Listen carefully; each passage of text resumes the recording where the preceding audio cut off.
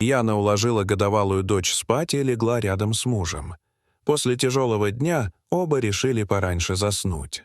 «Дорогой, тебе не кажется, что Чара вчера ночью вела себя беспокойно?» — спросила Яна, выражая легкую озабоченность.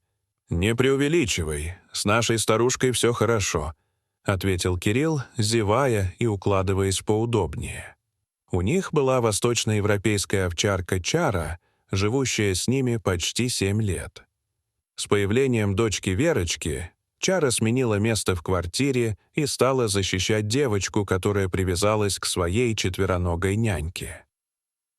Однажды ночью Яна услышала рычание Чары, но не проснулась. Утром, увидев обеих, Чару и Верочку, она забыла об этом. На следующую ночь рычание повторилось. Яна встала и увидела Чару, стоящую на задних лапах перед испуганной девочкой. «Чара, нельзя!» — закричала Яна. Собака успокоилась, но продолжала возбужденно смотреть на Верочку. Яна забрала дочь в свою комнату, а Чара осталась в детской. Кирилл, узнав о случившемся, тоже был встревожен. Он решил разобраться с поведением собаки. Ночью они снова услышали тревожные звуки из радио няни. Чара снова рычала, а Верочка заплакала. Взволновавшиеся родители прибежали в детскую, отгоняя собаку от ребенка. Кирилл смотрел на Чару, не понимая причину ее агрессии. Собака продолжала рычать даже после того, как ребенка унесли.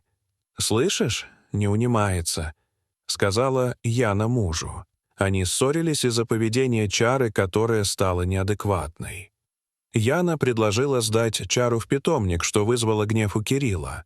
Он считал Чару полноценным членом семьи и не хотел расставаться с ней.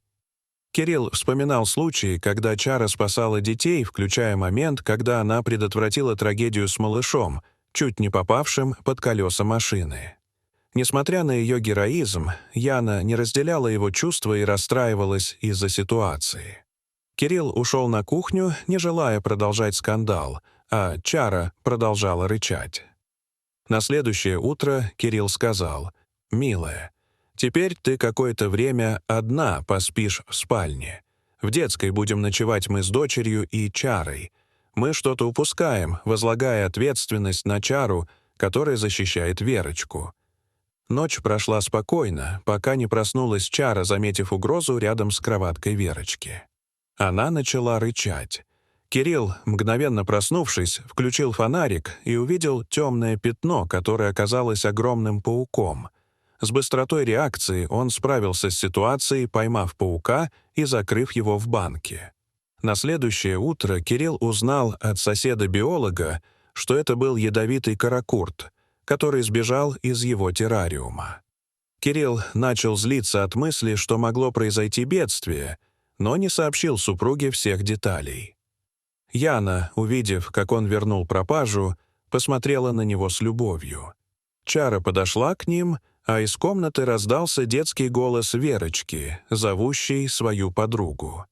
Дорогие зрители, что вы думаете об этой истории? Расскажите, пожалуйста, в комментариях. А если вам понравилось это видео, то ставьте лайк и подписывайтесь на наш канал. До свидания.